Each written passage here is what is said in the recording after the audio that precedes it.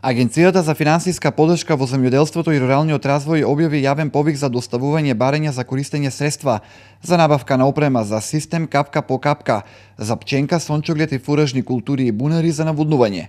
Повикот ќе трае 1 месец до 20 април оваа година. Право на користење на средства имаат земјоделските стопанства запишени во единствениот регистар на земјоделски стопанства во Министерството за земјоделство.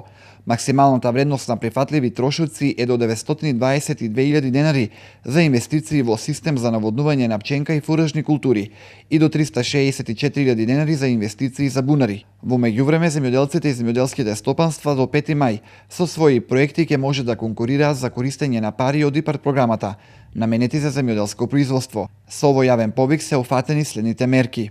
Тоа се мерка 101 за инвестиции на земјоделски стопанства со цел нивно преструктурирање и надградба за постигнување на стандардите на Европската унија, мерка 103 инвестиции за преработка и маркетинг на земјоделските и рибни производи со нивно преструктурирање и надградба за достигнување исто стандардите на Европската унија и мерка 302 диверзификација и развој на руралните економски активности.